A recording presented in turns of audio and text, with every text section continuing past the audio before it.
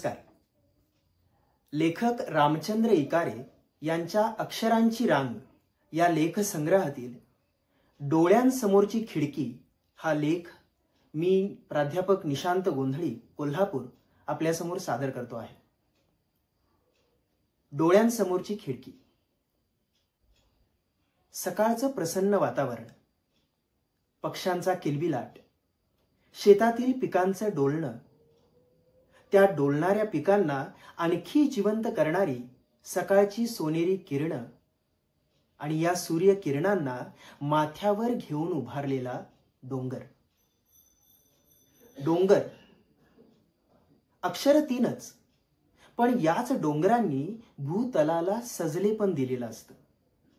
अगदी बालपणापासूनच या डोंगराचं आकर्षण असतं बरं का. चिमुकल्यांच्या चित्रकलेच्या वहीपासून ते जागतिक कीर्तीच्या चित्रकारांचा कॅनव्हास अनेक वेळा या डोंगरांनी व्यापलेला असतो. खरं तर लाव्हारसाच्या उद्रेकातून अशा डोंगर रंगांची निर्मिती झालेली असते. म्हणजेच काय, तावून सुलाखून हा डोंगर दिमाखात उभा असतो. आणि नुसता उभाच नाही, तर अनेक झाडांना, वेलींना, त्यावर लगडलेल्या फुलांना अंगाखांद्यांवर घेऊन मानवी जीवनात सुखाची पेरणी करत असतो. उंचच्या उंच झाडांना आधार देणं, त्यातून ढगांशी दोन हात करणं, त्यांना अडवणं, त्यातून निर्माण झालेल्या पाऊसधारांनी सारी सृष्टी फुलवत जाणं, ही जादू हा डोंगर करीत असतो. असा हा डोंगर अनेकांच्या चित्राचा, कवितेचा, लिखाणाचा विषय होऊन जातो.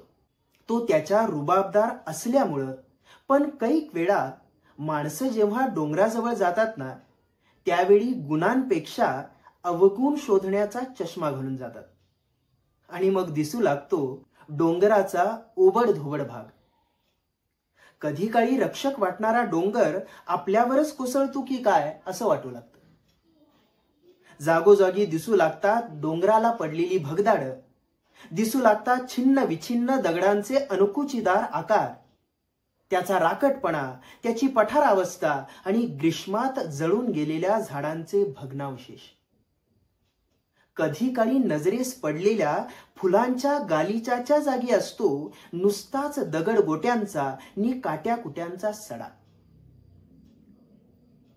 मग मात्र आम्ही असे डोंगर टाळू लागतो. अशा क्षणी मात्र कधी काळी याच डोंगराचे आपण केलेले गुणगान आपणच विसरून जातो. त्याच्या भव्यतेचे, कणखरतेचे आणि अशा अनेक वैशिष्ट्यांचे विस्मरण कधी झाले आपल्याला कळत देखील नाही. विसरून जातो आम्ही त्याच्या साऱ्याच वैशिष्ट्यांना. विसरून जातो आम्ही कधी काळी याच डोंगराच्या सावलीत घालवलेले काही क्षण. त्यावेळचं भारावलेपण आज तसूभरही जाणवत नाही. असंच एकदा बसने प्रवास करत होतो. मागील बाकावरचा संवाद ऐकत होतो. वडील आपल्या 4-5 वर्षाच्या पोराला खिडकीतून डोंगर दाखवित होते आणि विचारत होते, डोंगर केवढा आहे? तो चिमुकला त्याच्या हाताने दाखवतो, वीतभर आहे. खरं तर तो ज्या खिडकीतून पाहत असतो ती खिडकी डोंगराच्या तुलनेने नगण्य असते.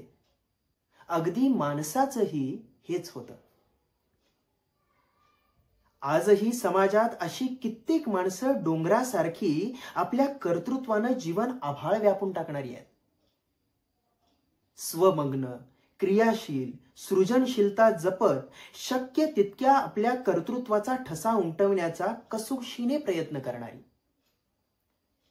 इतरांच्या रेषा बारीक न करता आपल्या कर्तृत्व रेषा स्वप्रयत्नाने नि परिश्रमाने मोठ्या करण्यात मग्न असणारी. पण त्यांच्याकडे बघताना आमच्या नजरेसमोरची खिडकीच जर अहंकार, द्वेष, ईर्ष्या आणि अवगुण शोधण्याच्या बाजूंची आणि विचारांची बनलेली असेल, तर असे डोंगर आपल्याला वीतभरच दिसणार ना. एखाद्या माणसाकडे आपण त्याच्या गुणांमुळे आकर्षित होतो नि जवळ आल्यावर दुर्गुण शोधू लागतो. मग अशा वेळी दुर्गुणांची रांग आपल्या डोळ्यासमोर तयार होते आणि मग डोळ्यासमोरच्या खिडकीच्या उंचीवरूनच आम्हीही ठरवू लागतो त्या डोंगराची उंची. खिडकीला लावलेल्या अविश्वासाच्या तावदानामुळे अनेक गैरसमज निर्माण होऊ लागतात.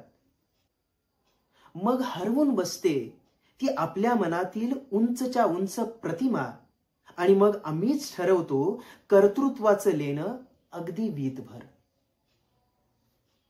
मला वाटतंय अशा कर्तृत्वाकडे पाहताना आपल्या डोळ्यांसमोर गुणग्राहकता, आपुलकी, माणुसकी आणि विनम्रता असलेली खिडकी असावी. तेव्हाच दिसून येतील आभाळा एवढी माणसं. तेव्हाच दिसून येतील आभाळा एवढी माणसं.